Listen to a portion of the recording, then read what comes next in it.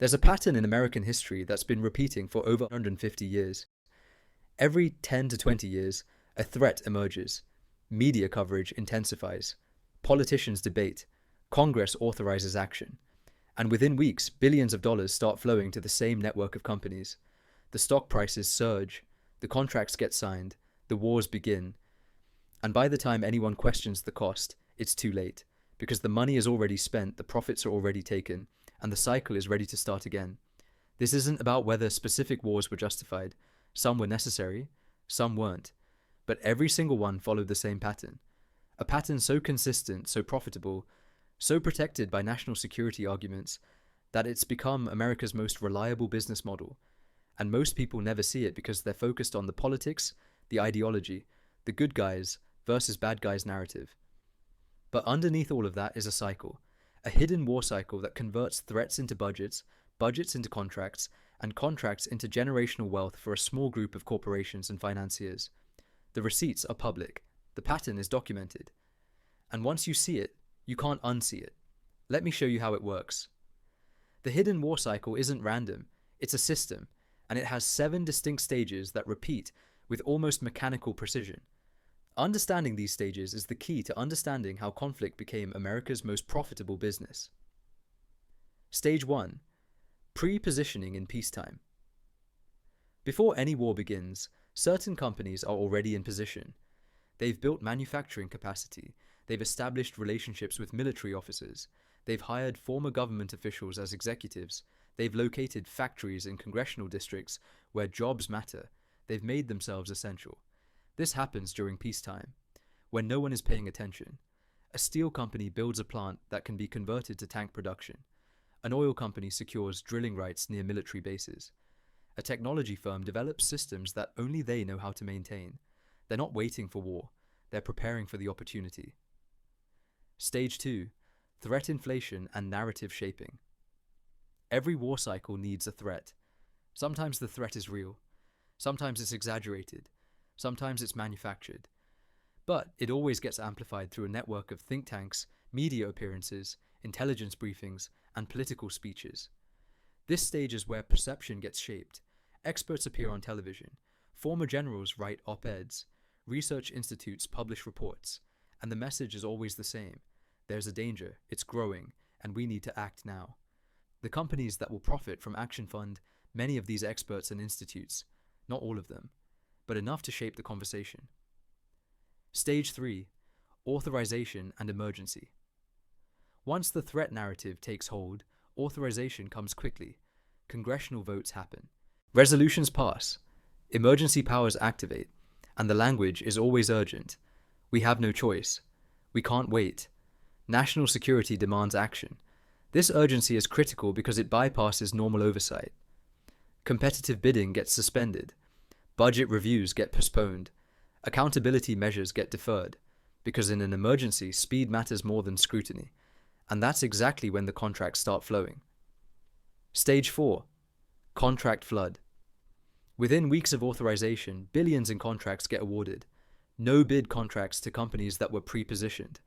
Cost-plus deals that guarantee profit regardless of outcome.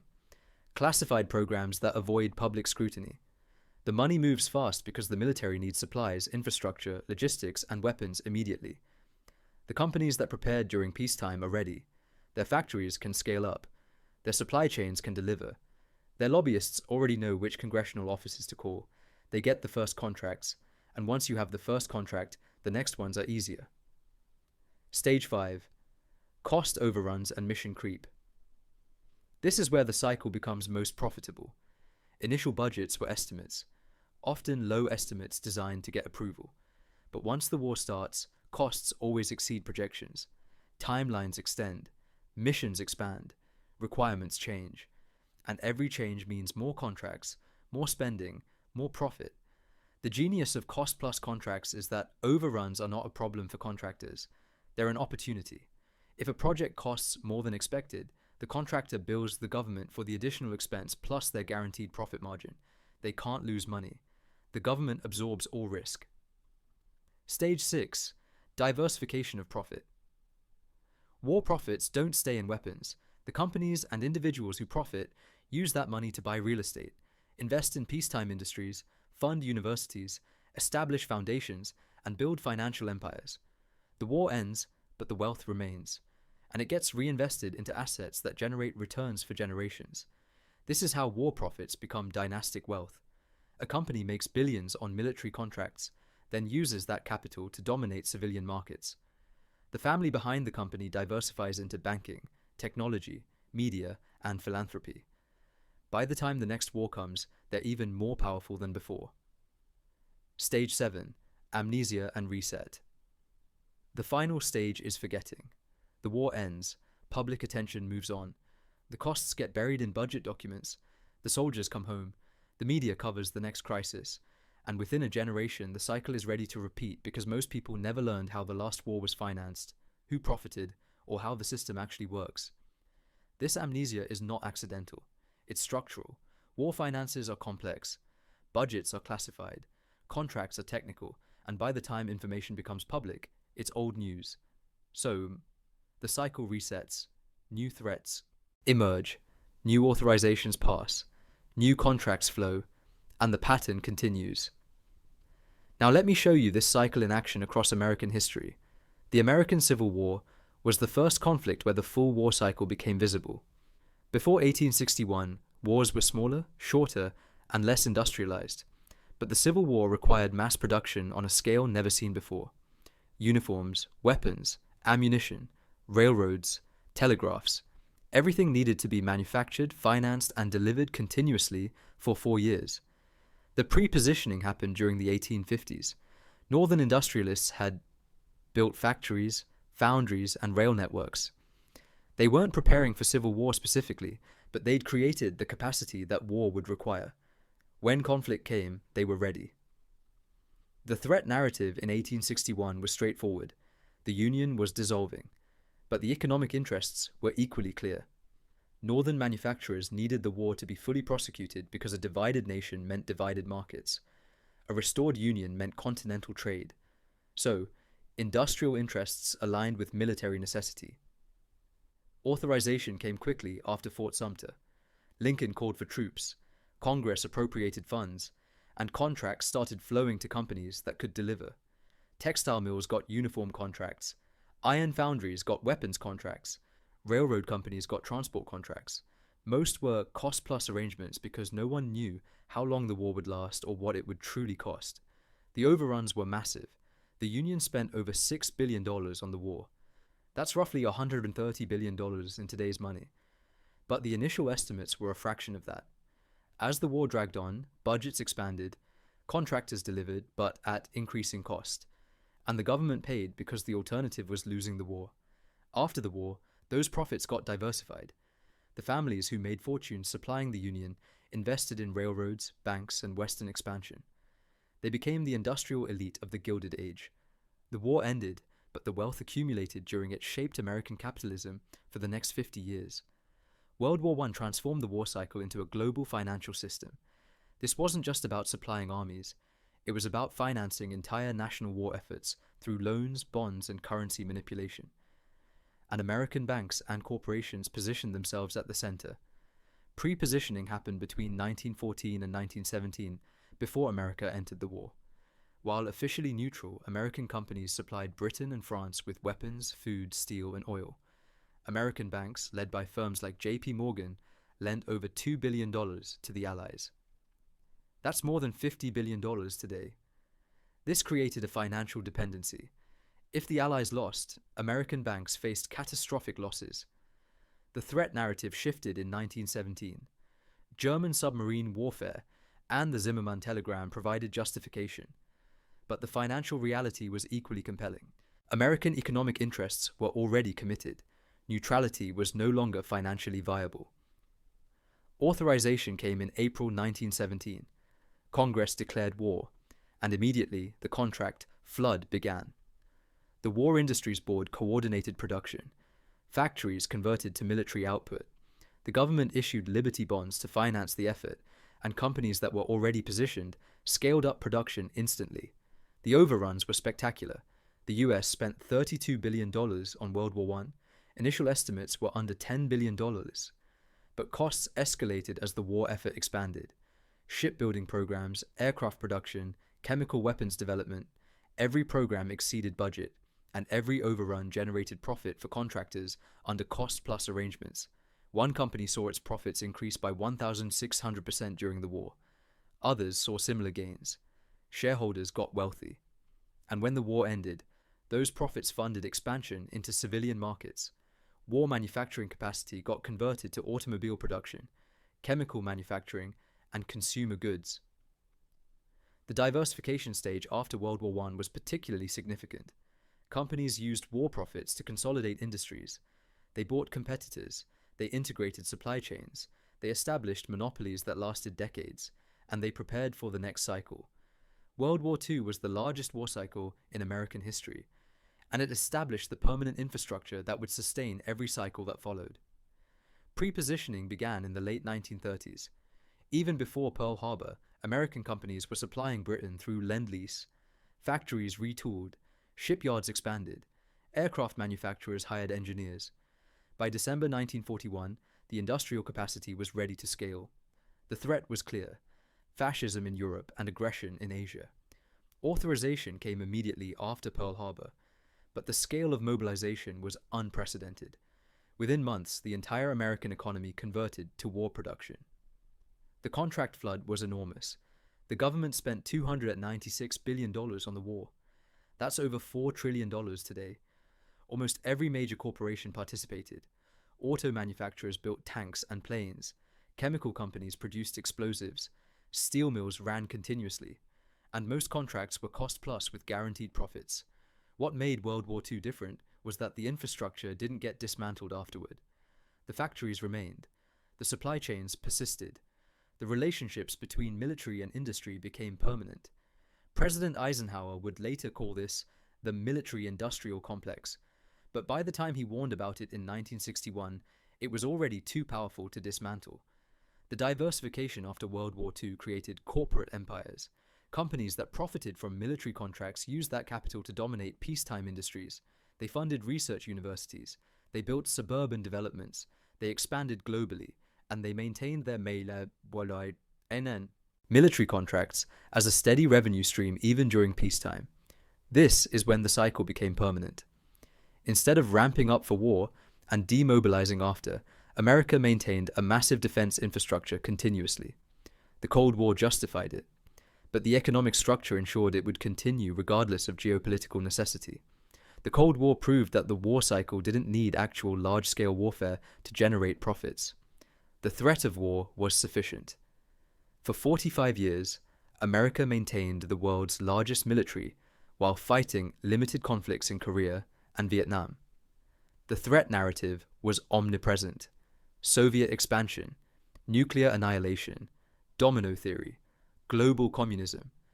It justified defense spending that averaged 7% of GDP for decades, and every dollar flowed through the same cycle.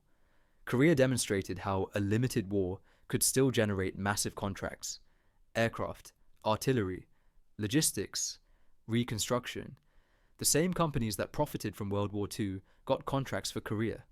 Same structure, same result. Vietnam was more revealing. By the 1960s, the war cycle was fully institutionalized. Defense contractors had factories in key congressional districts. They employed hundreds of thousands. They funded think tanks that published research supporting military intervention. And they lobbied for continued engagement even when public opinion turned against the war. The cost overruns during Vietnam were extraordinary. Major weapons programs came in years late and billions over budget. The C-5 transport plane cost 150% more than projected. The F-111 fighter was a technical failure, but the contracts continued because too much had been invested and too many jobs depended on it. What became clear during the Cold War was that the cycle no longer required total war. Continuous preparation for war, proxy conflicts, and weapons development generated sufficient profit to sustain the system. The threat could be managed, prolonged, and adjusted to maintain spending levels. September 11, 2001, triggered the most recent full manifestation of the war cycle, and it demonstrated that every stage still functions exactly as designed. Pre-positioning was already in place. Defense contractors had maintained capacity throughout the 1990s, despite the peace dividend after the Cold War. They'd lobbied against budget cuts. They developed new threat narratives around terrorism and rogue states. When 9/11 happened, they were ready. The threat inflation was rapid. Within weeks, the enemy expanded from Al-Qaeda to the Taliban to an axis of evil to terrorism as a global phenomenon. The narrative justified indefinite military engagement across multiple countries. Authorization came through the 2001 AUMF and the 2002 Iraq War resolution. Both passed with overwhelming support, and both were broad enough to justify military action for the next 2 decades. The contract flood was immediate. Afghanistan in 2001, then Iraq in 2003. Hundreds of billions in spending. Reconstruction contracts, logistics contracts, private security contracts, weapon systems, base construction. Companies that had positioned themselves got no-bid contracts worth billions. One company's government contracts increased by 400% between 2003 and 2008. Another company got a single contract worth $40 billion. The profit was guaranteed through cost-plus arrangements. The overruns were systematic. The Iraq reconstruction was initially estimated at $50 billion. The actual cost exceeded $2 trillion. Weapons programs initiated during this period have exceeded budgets by hundreds of percent. The F-35 fighter jet alone is now projected to cost $1.7 trillion over its lifetime, 7 times the original estimate. The diversification happened in real time. Defense contractors used war profits to acquire competitors, consolidate the industry, and expand into cybersecurity, artificial intelligence, and space technology. They positioned themselves for the next cycle, and now, in 2024, we're watching the reset stage. Public attention has moved on from Afghanistan and Iraq, but defense spending remains at elevated levels. New threats are being framed: China, Russia, cyber warfare, climate security. The infrastructure is in place. The relationships are maintained. The cycle is ready to begin again. Let me show you why this cycle is so profitable and so protected. First, war revenue is predictable. Consumer demand fluctuates. Economic cycles create uncertainty. But defense spending is consistent. Even during recessions, military budgets rarely decrease. They're protected by national security arguments that override economic concerns. Second, the cost structure is unique. Defense contracts are often cost-plus, meaning the contractor bills the government for all expenses plus a guaranteed profit percentage. This eliminates risk. If costs increase, revenue increases. If timelines extend, profit extends. The incentive is to maximize costs, not minimize them. Third, the political structure protects it. Defense contractors strategically locate facilities in congressional districts across the country. A single weapons program might have suppliers in 45 states. That means 90 senators have constituents employed by the program. Voting against it means voting against jobs in your district. So programs continue even when they're over budget, behind schedule, or technically flawed. Fourth, the revolving door ensures cooperation. Military officers who approve contracts become defense contractor executives. Government officials who oversee budgets join corporate boards. The relationships are maintained across sectors, and everyone benefits from continuing the cycle. Fifth, the narrative infrastructure sustains it. Think tanks funded by defense contractors publish research advocating military preparedness. Former generals employed by contractors appear on news networks supporting intervention. The experts who shape public opinion often have financial ties to the companies that profit from their recommendations. This isn't conspiracy, it's incentive structure, and it's been operating openly for over a century. Let me show you the current scale. The US defense budget in 2023 was $816 billion. That's more than the next 10 countries combined. And about 25% of that budget, over $200 billion, goes to the top 5 defense contractors. These companies are publicly traded. You can watch their stock prices surge when conflicts emerge. When tensions with China increase, defense stocks rise. When Russia invaded Ukraine, American defense contractors saw their market value increase by tens of billions within weeks. The market prices in future war spending before the wars even begin. The F-35 program, managed by one contractor, is the most expensive weapons program in human history. Current lifetime cost projection, $1.7 trillion. That's trillion with a T, for a plane that has over 800 documented technical defects and has never been used in large-scale combat. But the program continues because 45 states have suppliers, and cancelling it would mean admitting waste. This is the cycle functioning in real time. Over budget, behind schedule, technically problematic, but politically protected because the economic and political structure makes it impossible to stop. Let me show you the opportunity cost, not just for one war, but for the cycle itself. Since 2001, America has spent over $8 trillion on the war on terror. That's $8,000. If that money had been invested domestically instead, it could have rebuilt every bridge, road, and water system in America twice over. It could have funded free college for every American student for 40 years. It could have established universal healthcare with money left over for research. It could have built a renewable energy infrastructure that eliminated dependence on fossil fuels. It could have paid off a third of the national debt, but instead, it cycled through wars in Afghanistan and Iraq, generating profits for contractors, creating instability that required more military intervention, and leaving the American public with debt that future generations will repay. This isn't just about past spending, it's about the future. Because as long as the cycle continues, as long as conflict remains America's most profitable business, the pattern will repeat. New threats will emerge, new authorizations will pass, new contracts will flow, and the opportunity to build something different will remain unrealized. Here's what you need to understand. The hidden war cycle is not about individual corruption or specific conspiracies. It's a system, a structure that converts geopolitical tension into profit through predictable, repeatable stages. Pre-positioning, threat inflation, authorization, contract flood, cost overruns, diversification, amnesia. 7 stages, over 150 years, across dozens of conflicts. The names change, the technologies evolve, but the cycle remains identical. And it continues because everyone involved has an incentive to maintain it.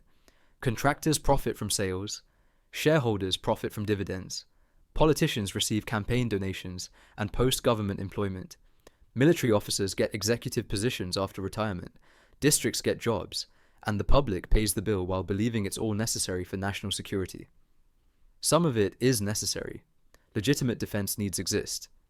Real threats require response. But the cycle doesn't distinguish between necessary and profitable.